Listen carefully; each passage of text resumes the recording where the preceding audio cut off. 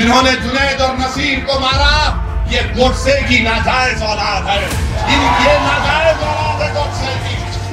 जिन्होंने वासिम को गोडसे की औलाद ने मारा, जिन्होंने कासिम पर गोलियां चलाई, वो गोडसे की नाजायज औलाद ने कासिम पर गोलियां चलाई।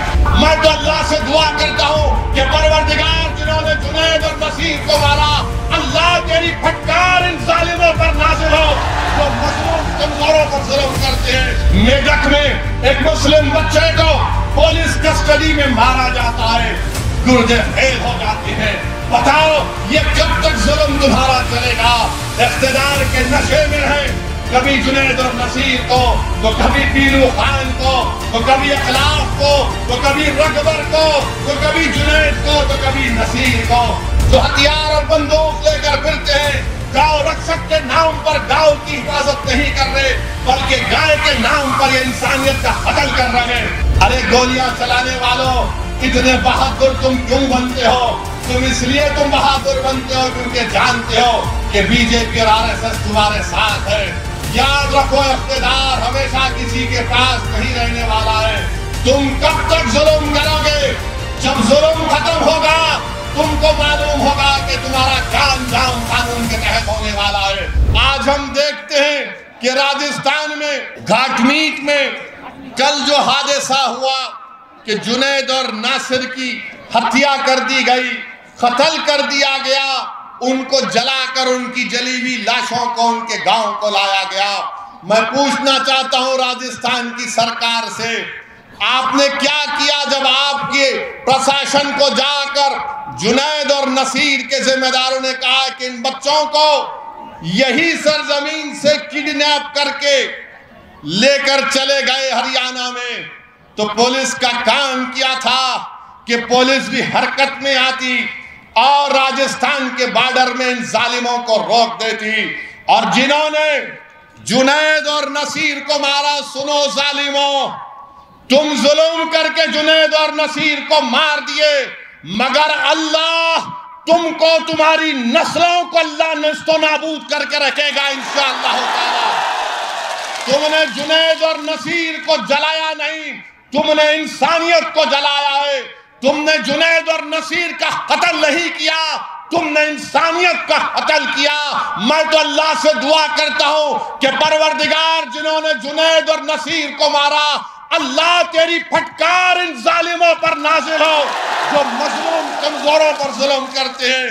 अरे कौन ऐसा ये जालिम लोग हैं कि जो बच्चों को मारते हैं, पीटते हैं, और अफसोस तो हरियाणा की हुकूमत पर होता है। अरे कैसा चीफ मिनिस्टर है हरियाणा का, कौन सा बीजेपी का एडमिनिस्ट्रेशन है कि जब जुनैद और नसीर को जालिमों ने मार मार कर पुलिस स्टेशन को लेकर आए, तो पुलिस ने कहा कि हम जुनैद और नसीर को नहीं ले सकते क्योंकि ये मर जाएंगे। बाद में मालूम हुआ कि उनकी जली हुई लाशें मिलती हैं, उनकी जली हुई गाड़ी मिलती है। आखिर क्यों हरियाणा में बीजेपी की सरकार इन जालिमों का साथ दे रही है जो इंसानों का कत्ल कर रहे हैं? आखिर क्यों बीजेपी की हरियाणा की सरकार इन जालिमों को इजाजत देती है कि वो बंदूक लेकर फिरे, हथियार लेकर फिरे? और अगर कोई मुसलमान अपनी शादी की बारात में तलवार लेकर नाचता है तो 2 घंटे के अंदर पुलिस पहुंच जाती है और पूछती है कहां से लाया तलवार।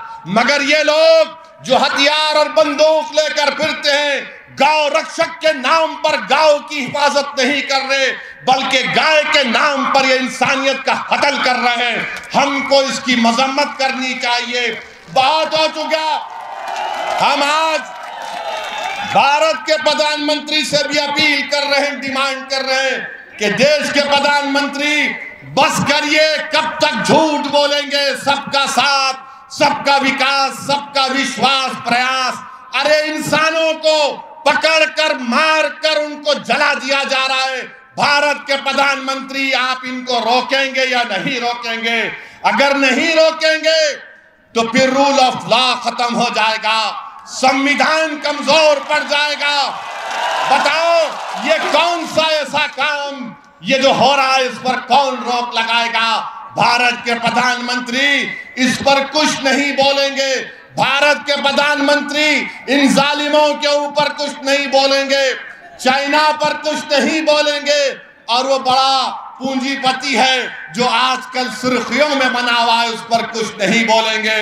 ہم بی جے پی سے یہ پوچھنا چاہتے ہیں، کیا جنید اور نصیر کو جو مارا گیا، کیا بی جے پی کی ہریانہ کی سرکار اس ظالم کو پکڑے گی جس نے واصف کا جب فیس بک لائیو کرتا ہے اور واصف کی موت ہو جاتی ہے، قاسم پر گولی چلاتا ہے، قاسم زخمی ہوتا ہے، یوٹیوب پر اس کو دکھایا جاتا ہے کہ بندوق سے گولیاں چلا رہا ہے قاسم پر۔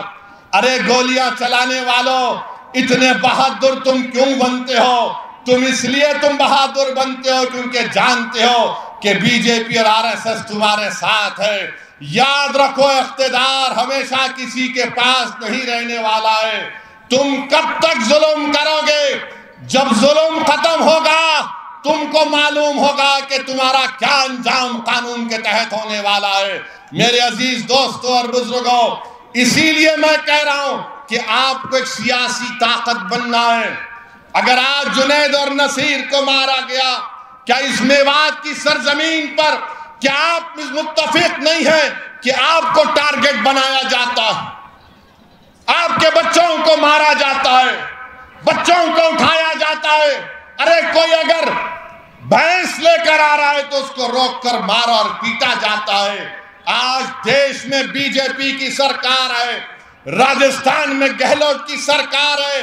ہم ان سے اس بات کا ڈیمانڈ اور مطالبہ کرتے ہیں کہ ایسے طاقتوں پر کنٹرول لگایا جائے، قانون کو استعمال کریے، ان تمام لوگوں کو جو غریبوں پر مظلوموں پر ظلم کر رہے ہیں پکڑیے، ان کی جگہ جیل میں ہے، جیل میں ڈال کر رکھیے ان ظالموں کو، ان کو سزا دلوائیے سنویدھان کے تحت۔ جب یہ جیل میں جا کر بیٹھیں گے تب ان کو معلوم ہوگا جنہوں نے جنید اور نصیر کو مارا یہ گوڈسے کی ناجائز اولاد ہے، یہ ناجائز اولاد ہے گوڈسے کی۔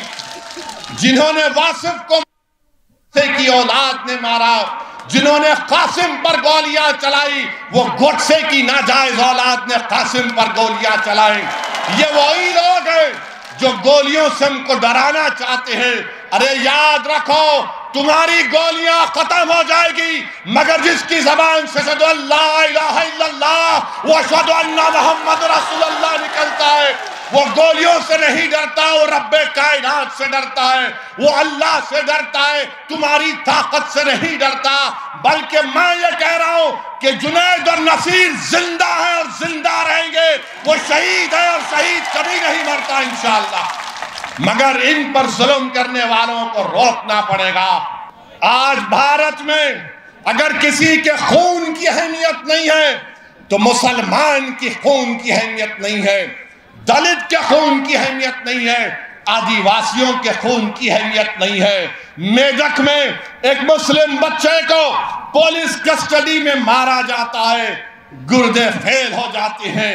بتاؤ یہ کب تک ظلم تمہارا چلے گا؟ اقتدار کے نشے میں رہیں، کبھی جنید اور نصیر کو، تو کبھی پیلو خان کو، تو کبھی اخلاق کو، تو کبھی رگبر کو، تو کبھی جنید کو، تو کبھی نصیر کو۔ آخر یہ ظلم ختم کرنے کی ذمہ داری ان لوگوں پر ہے جو ہمارے ووٹوں کی بھیک پر سطح میں بیٹھتے ہیں، ہمارے ووٹوں کی بھیک پر سطح میں بیٹھتے ہیں، مگر آج ان کی زبانیں خاموش ہیں، زبانیں ان کی نہیں کھلتی ہیں۔